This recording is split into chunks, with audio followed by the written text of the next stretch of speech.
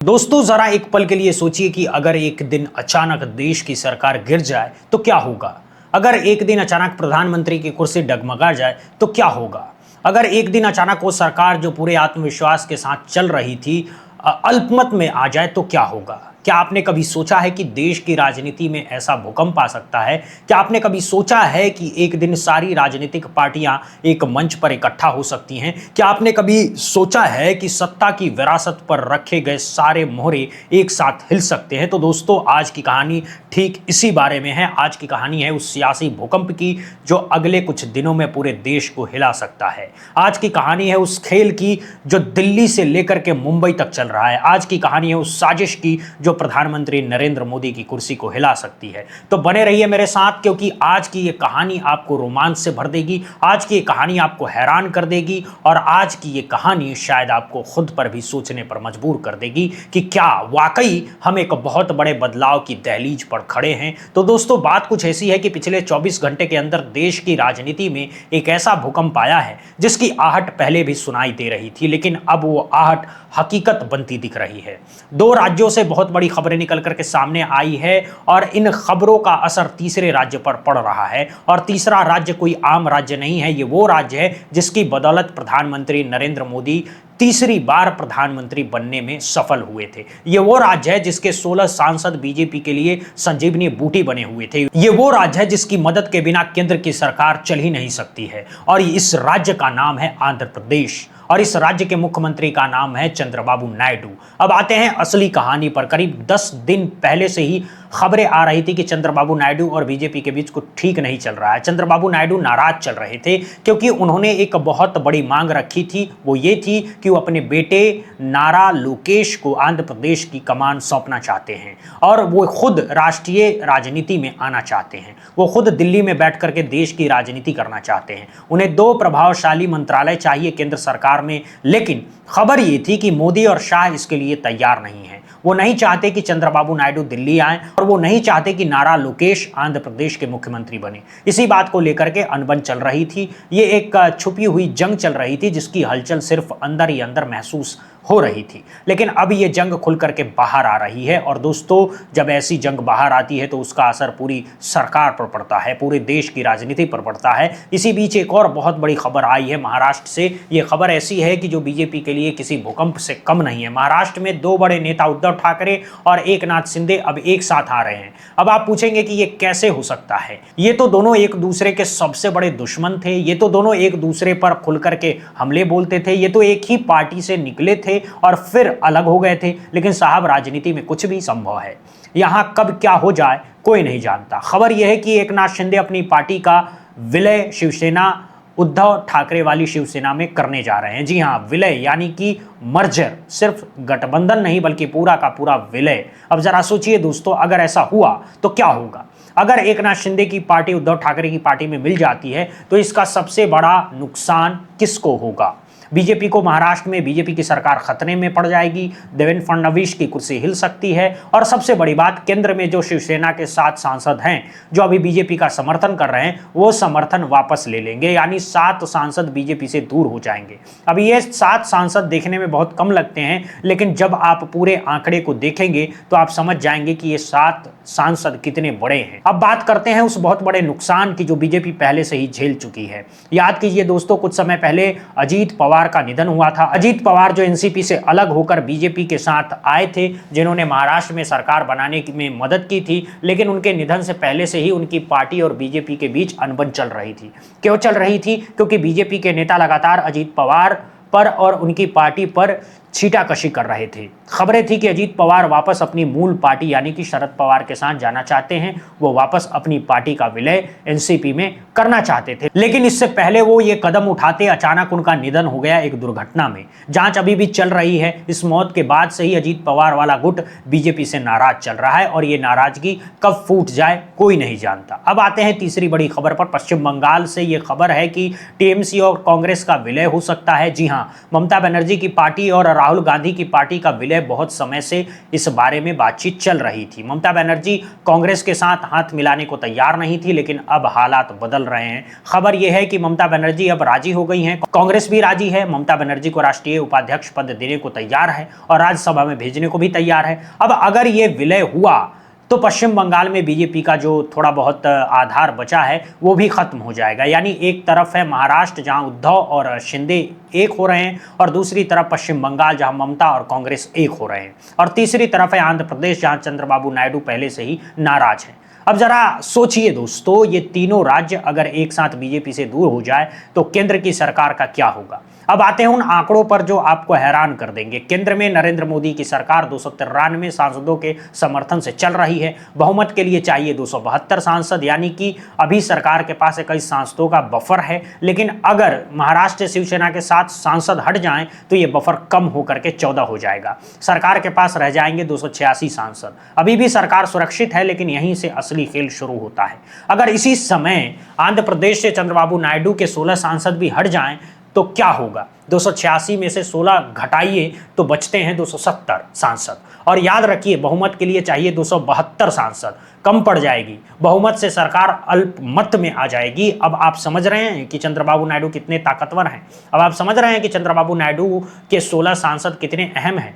अब आप समझ रहे हैं कि चंद्रबाबू नायडू के पास कितना बड़ा हथियार है, और ये चंद्रबाबू नायडू ने इस हथियार का इस्तेमाल करना शुरू कर दिया है। जैसे ही ये सारी खबरें आई, चंद्रबाबू नायडू सीधे दिल्ली पहुंच गए। वो 2 दिन के दौरे पर दिल्ली पहुंचे हैं, और दिल्ली पहुंच करके उन्होंने कुछ ऐसा किया है जिसने पूरे बीजेपी में हड़कंप मचा दिया है। आधिकारिक तौर पर बताया गया है कि चंद्रबाबू नायडू एनडीए और नीति आयोग की बैठकों में हिस्सा लेने आए हैं, और ये सीएमओ यानी कि मुख्यमंत्री कार्यालय की तरफ से बयान जारी किया गया है। इस बयान में कहा गया है कि चंद्रबाबू नायडू आंध्र प्रदेश के विकास के लिए केंद्र से मदद मांगने आए हैं, लेकिन असली कहानी कुछ और है।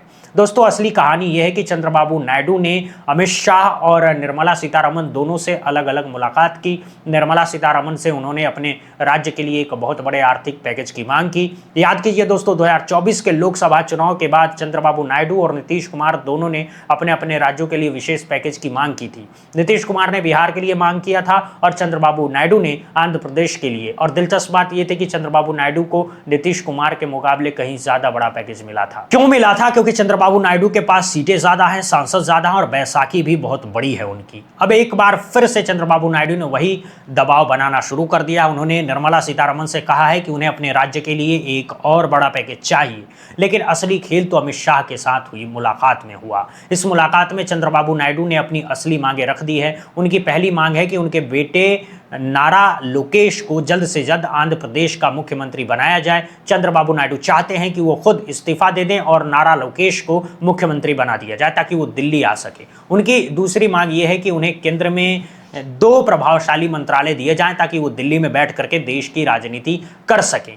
अब आप पूछेंगे कि चंद्रबाबू नायडू ये सब क्यों चाहते हैं, इसके पीछे क्या कहानी है। दोस्तों, चंद्रबाबू नायडू एक बहुत ही चालाक और अनुभवी राजनेता हैं। वो चाहते हैं कि अगर उन्होंने अपने बेटे को अभी से स्थापित नहीं किया तो भविष्य में उनकी पार्टी का वही हाल हो सकता है जो आज दूसरी क्षेत्रीय पार्टियों का हो रहा है। जरा देखिए, महाराष्ट्र में उद्धव ठाकरे के साथ क्या हुआ, उनकी पार्टी टूट गई, शिंदे अलग हो गए। जेडीयू के साथ क्या हुआ, टीएमसी पर लगातार हमले हो रहे हैं। उपेंद्र कुशवाहा की पार्टी क्या हुआ, टूट गई। बीजेपी का एक तरीका है क्षेत्रीय पार्टियों को तोड़ना, उन्हें कमजोर करना और अंत में उन्हें खत्म कर देना। चंद्रबाबू नायडू नहीं चाहते कि उनकी टीडीपी के साथ भी यही हो। वो चाहते हैं कि उनके बेटे नारा लोकेश को अगली पीढ़ी के नेता के तौर पर स्थापित किया जाए, जैसे अभिषेक बनर्जी को पश्चिम बंगाल में स्थापित किया गया, जैसे तेजस्वी यादव को बिहार में स्थापित किया गया, जैसे चिराग पासवान को अपनी पार्टी में स्थापित किया गया, वैसे ही नारा लोकेश को आंध्र प्रदेश में स्थापित किया जाए। लेकिन बीजेपी इसके लिए तैयार नहीं है। क्यों तैयार नहीं है? क्योंकि अगर नारा लोकेश मुख्यमंत्री बन जाते हैं तो चंद्रबाबू नायडू केंद्र में आ जाते हैं, तो टीडीपी और भी मजबूत हो जाएगी, और मजबूत टीडीपी बीजेपी के लिए खतरा बन सकती है। बीजेपी चाहती है कि नारा लोकेश सिर्फ एक मंत्री बन करके रह जाएं, ज्यादा से ज्यादा कैबिनेट मंत्री बन जाएं, लेकिन मुख्यमंत्री नहीं बने। और जब चंद्रबाबू नायडू रिटायर हो जाएं तो उनकी पार्टी को धीरे धीरे तोड़ दिया जाए, जैसे उद्धव ठाकरे की पार्टी को तोड़ा गया, जैसे शरद पवार की पार्टी को तोड़ा गया, जैसे जेडीयू को तोड़ा गया। लेकिन चंद्रबाबू नायडू कोई आम आम राजनेता नहीं हैं, वो बहुत ही अनुभवी और चालाक नेता हैं। वो जानते हैं कि अब वो वक्त है जब उन्हें अपनी असली ताकत दिखानी चाहिए। वो जानते हैं कि अब वो वक्त है जब बीजेपी को अपनी मांगे मनवानी चाहिए और इसीलिए वो दिल्ली पहुंच गए हैं। और अब बात करते हैं उस बहुत बड़े सबक की जो हमें इन सब घटनाओं से मिलता है। दोस्तों राजनीति में एक बहुत पुरानी कहावत है कि एकता में बल है। जब अलग अलग पार्टियां अकेले लड़ती हैं तो उनकी हार तय होती है, लेकिन जब वो एक साथ हो जाती हैं तो बड़े से बड़े सत्ताधीश को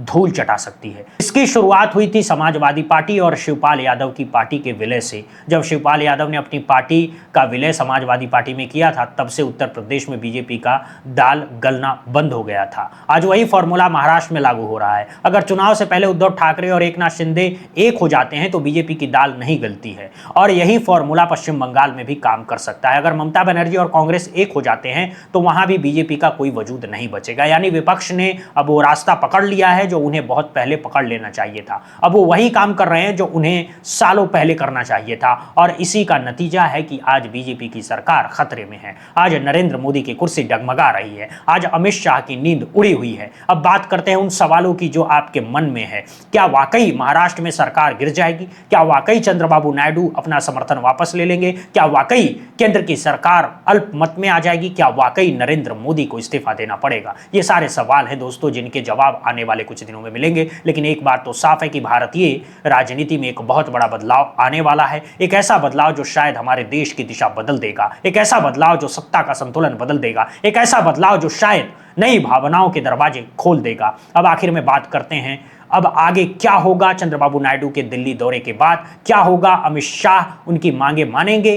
क्या नारा लोकेश को मुख्यमंत्री बनाया जाएगा? क्या चंद्रबाबू नायडू को दिल्ली में 2 मंत्रालय मिलेंगे या फिर चंद्रबाबू नायडू अपना समर्थन वापस लेंगे और सरकार गिर जाएगी? ये सब सवाल जिनके जवाब आने वाले कुछ ही दिनों में मिलेंगे। लेकिन एक बात तो साफ है दोस्तों कि चंद्रबाबू नायडू ने एक मास्टर स्ट्रोक खेला है। उन्होंने सही समय पर सही चाल चली है। उन्होंने उस वक्त दिल्ली पहुंच करके अपनी ताकत दिखाई है जब बीजेपी पहले से ही दबाव में, जब महाराष्ट्र से बुरी खबरें आ रही, जब पश्चिम बंगाल से चिंताजनक खबरें आ रही। ऐसे में अगर चंद्रबाबू नायडू भी हाथ खींच लें तो सरकार के लिए संकट खड़ा हो जाएगा और इसीलिए बीजेपी अब चंद्रबाबू नायडू की मांगे मानने को मजबूर हो सकती है। हो सकता है कि ये नारा लोकेश को आंध्र प्रदेश का मुख्यमंत्री बना दिया जाए। हो सकता है कि चंद्रबाबू नायडू के केंद्र में 2 बड़े मंत्रालय दे दिए जाए। हो सकता है कि आंध्र प्रदेश के लिए एक बड़ा आर्थिक पैकेज जारी कर दिया जाए। ये सब इसलिए होगा क्योंकि बीजेपी के पास अब कोई दूसरा विकल्प नहीं है, क्योंकि अगर चंद्रबाबू नायडू नाराज हो गए तो सरकार चली जाएगी और कोई भी प्रधानमंत्री अपनी कुर्सी को इतनी आसानी से जाने नहीं देना चाहता।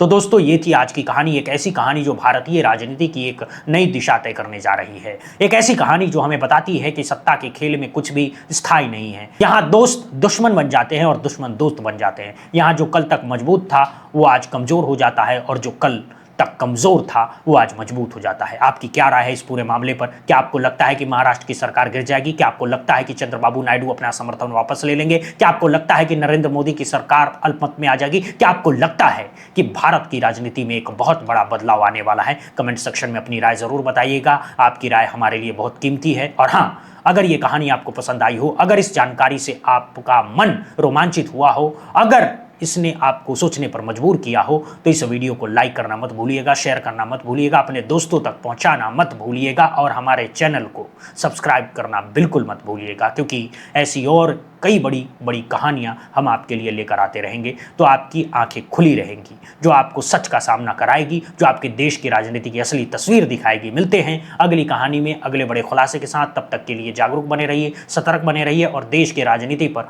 अपनी नजर बनाए रखिए। बहुत बहुत धन्यवाद, बहुत बहुत शुक्रिया दोस्तों। नमस्कार।